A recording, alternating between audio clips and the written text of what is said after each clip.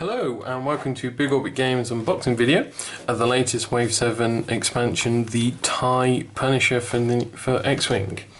As you can see, this is a new bomber ship for the Imperials. It's the only Imperial ship in the Wave 7 releases. This is quite a big boy, so what I'm going to do today, I'm just going to open it up, quickly go through the contents, and you can just see everything you get in there. Now, as much fun as it would be to try and go through the clamshell, here's one I opened earlier.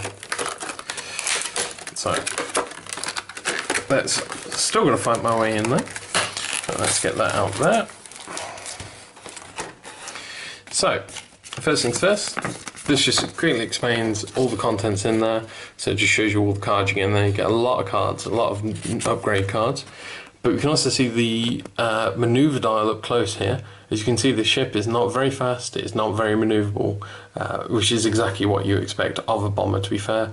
K-turn at 4, hard left and rights on the two red maneuvers, and it's not really going very far or very fast.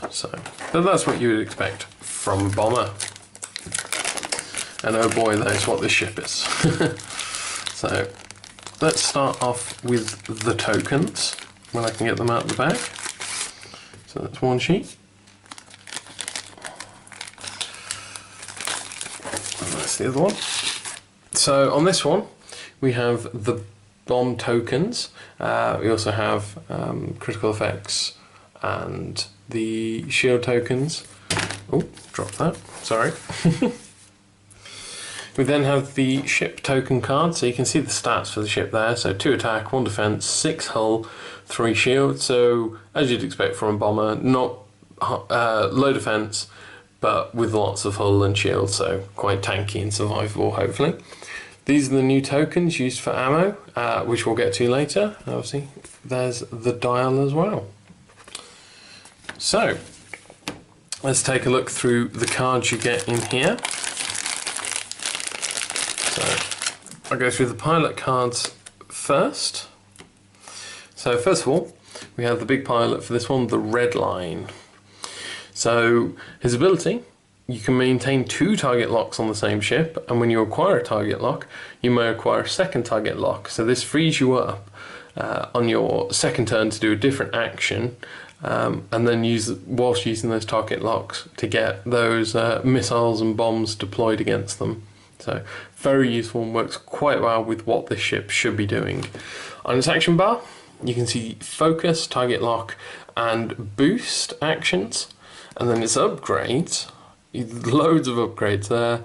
You have system upgrade, which is a very good upgrade slot to have, but also 2 torpedoes, 2 missiles, and 2 bomb upgrade slots there.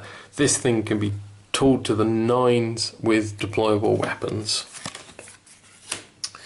We then get Death Rain, and their ability is when dropping a bomb, you may use the front guides of your ship, and after dropping a bomb, you may perform a free barrel roll. So you can actually throw bombs in front of you, which helps you get those bombs into the places they need to be, really. And then we have Black 8 Squadron pilot and a Cutlass Squadron pilot. Black 8 being one of Vader's elite pilots, elite pilot squadrons.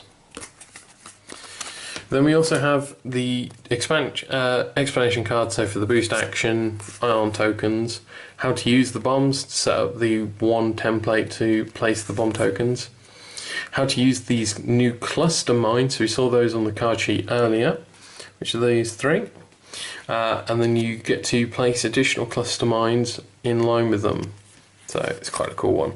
How to just use the bomb tokens in general, and then how modifications work.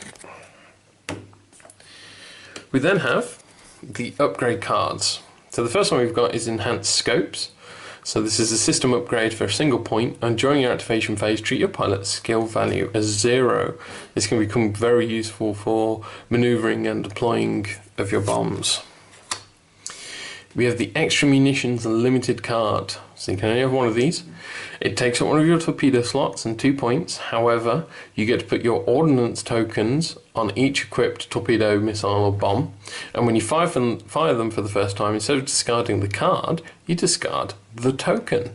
So effectively this means you can fire your missiles, torps and bombs twice, which just it means that these expendable weapons are going to become that much more useful. Speaking of, first one up, we have Flechette Torpedoes. So 3 dice at range bands 2 to 3, costs you 2 points, and it's a torpedo, as by the name. And after you perform this attack, the defender receives 1 stress token if its hull value is 4 or lower. So this can really hurt things like swarm ships and little ships by giving them stress tokens. Then we have the Plasma Torpedoes.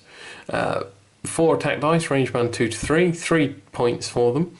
And if it hits after you've dealt damage, you remove a shield token from the defender.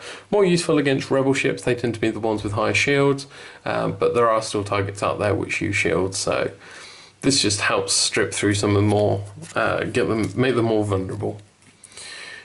Well, then we have the Advanced Homing Missiles. 3 dice, only at range band 2 though, so quite a limited range.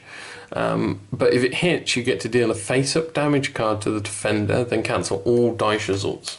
So there's 3 dice, no matter how many of them hit, as long as 1 hits, you get to deal a face-up damage card, so that can be quite nasty.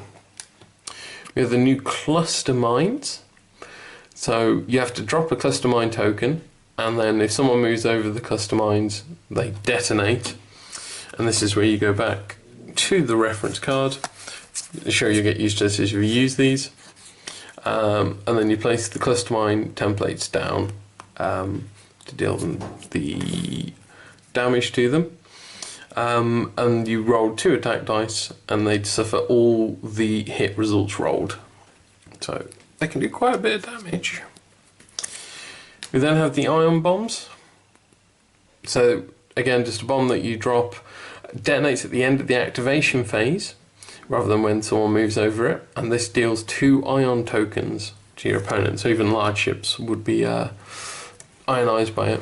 Then we have the new Twin Ion Engine Mark II, so this is only for TIE fighters and it's a modification, and you can treat all bank maneuvers as green maneuvers, so your ship becomes a little bit stress free, being able to remove stress more easily, and you get 2 of those in there.